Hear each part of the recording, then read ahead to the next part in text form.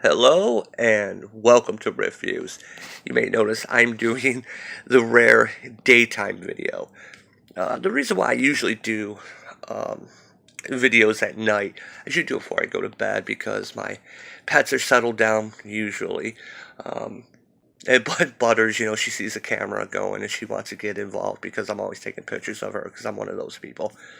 Anyway, I'll probably do a couple videos today. I'm trying to catch up. I've been in bed for the past almost 36 hours. Got up a few times to run errands. You may notice I may sound a little bit better. I still have a lot of chest congestion, but I am feeling better. Um, I did get 23 for Wads's. I got the figure out yesterday. I already had it boxed up, so yeah, I just shipped it out yesterday. You should get it by Friday. Just don't lick the box. But I mean, if you lick packages, boxing, I mean, I'm not going to judge, but everything's fine. I packed it up before I got sick. Um, anyway, of course, when I start talking, I can feel a sneeze coming, and uh, I feel coughs coming. I actually had to restart a video here because while I was talking, my nose just opened up and started gushing. But why am I? No one wants to hear this. It's gross. No one wants to hear this. Long story short, you probably hear it. I'm feeling a little bit better. I'm getting antsy. I'm not one to really do sitting around doing nothing very well. I'm usually always moving. So anyway, I'm going to try and catch up. I got a couple of videos. I'm going to do a quick one here on Doomsday Clock number 8. Yeah, I got the Bubastis cover. Yeah, I have some thoughts on this series as a whole, but I'll hold off till the end of the video. I just want to pop in here. So yeah, we start off with Bubastis yawning and Ozymandias saying, "Yes, this one will do nicely." So he's going through some files, and this story takes focus on Superman and Firestorm. Not so much the Watchmen characters as previous issues have been doing. Probably be able to get through this really quick because Lois talks about someone's been through her desk. Clark doesn't see any fingerprints. Locks aren't broken. We get some scenes here, basically kind of set up. It's very pre-Flashpoint setup. The interactions and everything. In fact, even down to uh, uh, Perry saying, "And for God's sake, Kent, ditch the blue suit. It's navy, Mr. White." It reminds me, it used to be pre-crisis. Clark always wore blue suits, white shirts, red ties. There actually was an in-universe reason for that because it had something to do with the materials from his spaceship or whatever. I remember reading that when I was a kid, pre-crisis, so I kind of felt like that was a callback to it.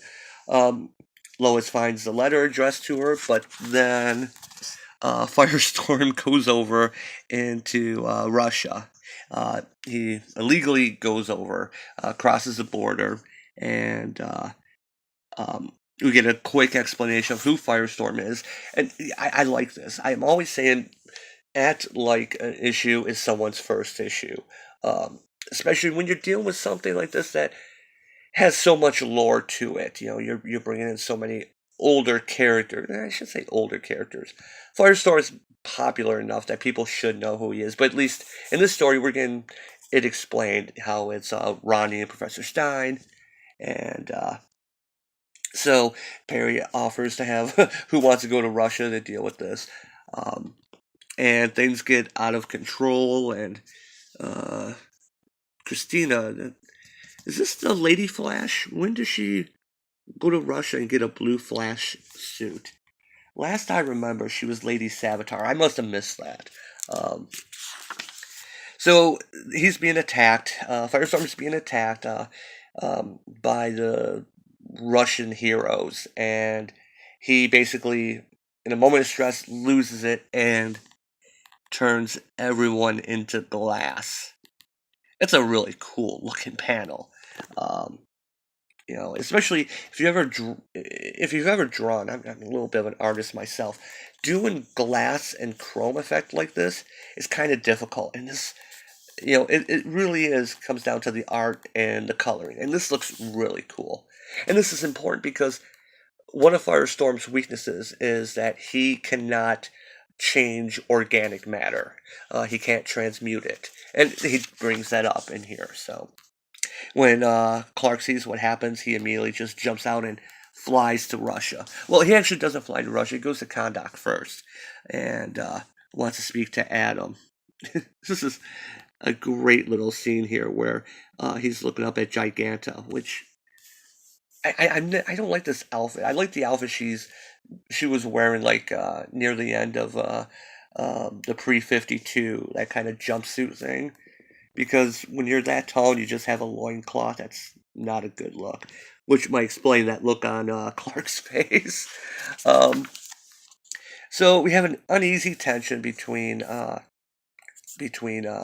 Black Adam and Superman. Superman's trying to find where Firestorm's at. Um, we get this cool little scene with Sandstorm, who's a kid who ended up, he was an orphan because of the Civil War in Syria. He saved a bunch of kids and brought them to Kandak. Um, I'm not really sure how to say that. I think in DCU Online they pronounce it Kandak. So anyway, Black Adam says, Firestorm will have asylum here, but he's not here.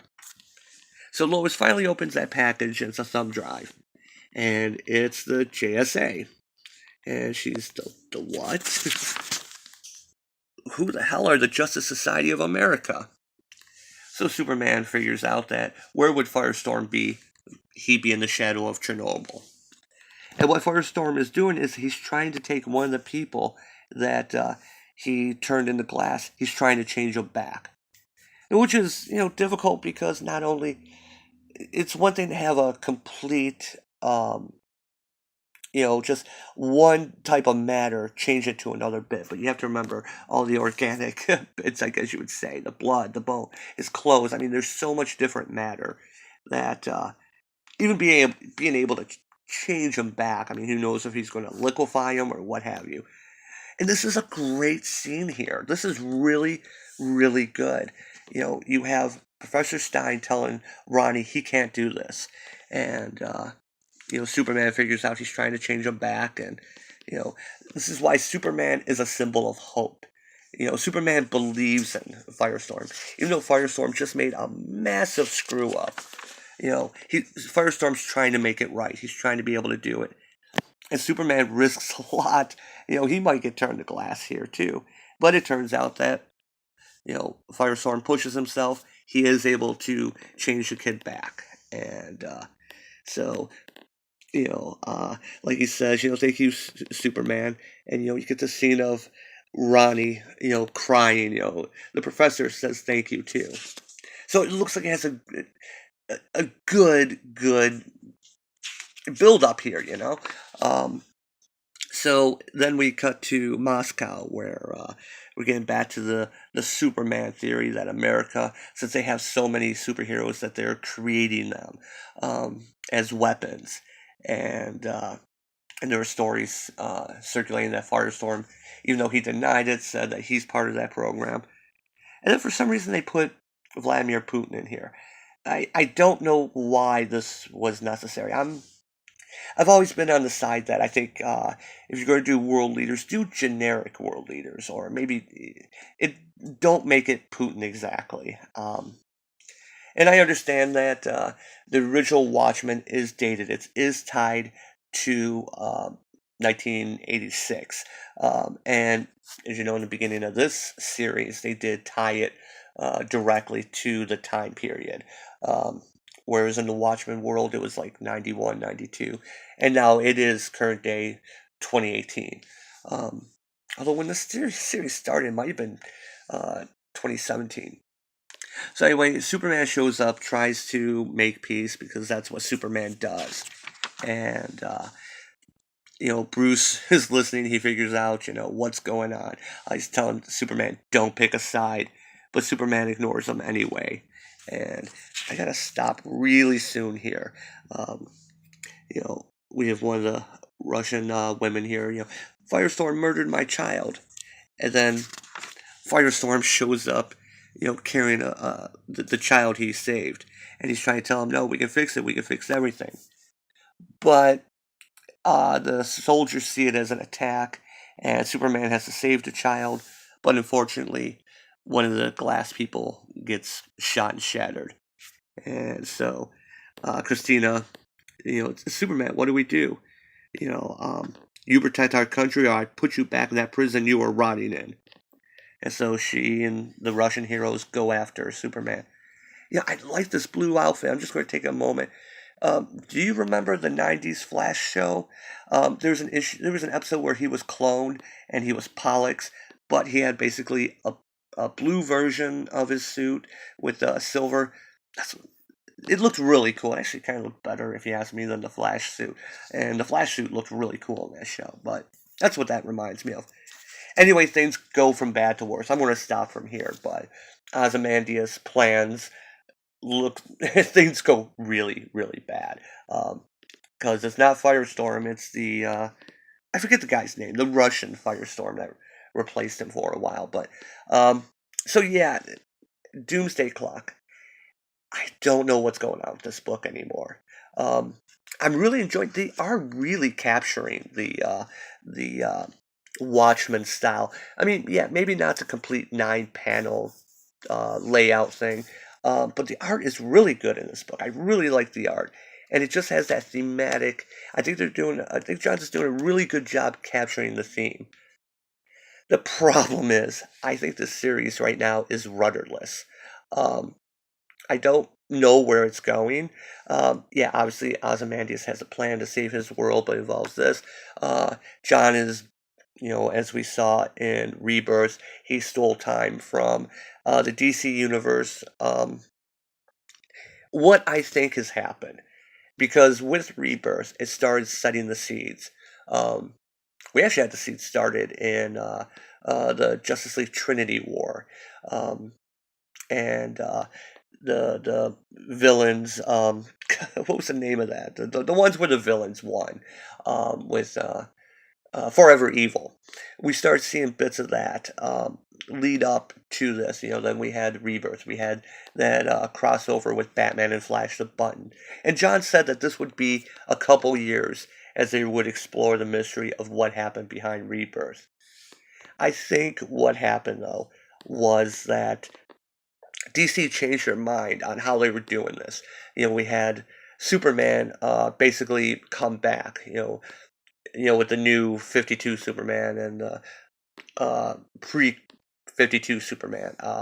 The way they kind of, I guess you'd say, merged, the way they resolved all that.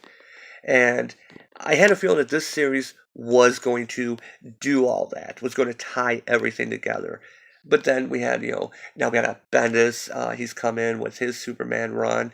Um, and we had all that. I think plans got scrapped. I think the original build up, the architecture, the layout of this storyline, the way it was building up, ended up the DC editorial changed their mind for whatever reason, and I'm kind of worried that we're going to get a cluster F again, like the beginning of the new 52. And which, of course, there goes my bird. This is why I do things at night. Usually everyone's settled down. Um, they were trying to work up to this, but because of all the changes going on, it kind of left this story as a, well, what now? Why are we doing this now? What is the point of this? And I'm kind of worried about that. Which this could have been a way to really merge the pre 52 and the new 52 into the rebirth, explain all that, really help the continuity, help the characters, put everything together. I I think the plans kind of got scrapped on that. It might still do that a little bit since we know that John, Dr. Manhattan, uh, is behind the whole Flashpoint event. And I'm kind of worried about this. I really am. We still got 4 issues. And since this book went bi monthly, I think that was to try and fix, you know, um, to fix the story. I think the official reason given on that was that Jeff Johns wasn't happy. He needed to make some corrections to what he had written, and I'm I'm not really buying that. I kind of think that editorial, the way the story had stood previously would not have worked, and they had to basically redo because this art is really good. I can't imagine that if you have to change a storyline, you have to redraw the issues. The art on this is good. It doesn't look rushed. That's a nice thing about it. I don't want to go too far ahead. It looks really good. The emotions, I mean, things are really being conveyed. Um, yeah, it's set up really nicely. I mean, it looks great, and this is a book that I bet will read really well in the trade. But for now, I have my worries on it. I'm really kind of doubting it. So, anyway, I don't feel I can really rate this book because we're on issue 8. If you've been collecting the book this long, um, you're going to keep collecting it to see where the story goes, or maybe you're just fed up. Drop it. You're not going to jump in. I don't recommend jumping in at this point. See what happens in trade. Overall, the story I've been kind of. I'm stuck in like 245. No, actually, I'll go up. As far as this book, I'm going to go up to 2 o'clock. It was good. I mean, it really felt like a lot happened in this. I'd go up a little bit farther, but if I'm looking at this on the whole, this entire series, it's my bird's freaking out. It's kind of meandering, and yeah, I really hope this is one of those ones that reads really well in the trade. What I should do is go back and read all the previous 8 issues back to back. That probably would have been more fair to see, but it's best to wait till the end. So unless you're following this series, if you've been on the fence, it kind of this has a good cliffhanger. I will say that. I'm really curious to see what happens in issue 9. So anyway, I'm going to stop right now. I'll be back later. Oh man, why am I doing this to myself? Wait till you see what I'm going to read next. All right. As always, thanks for watching, and I will catch you next time.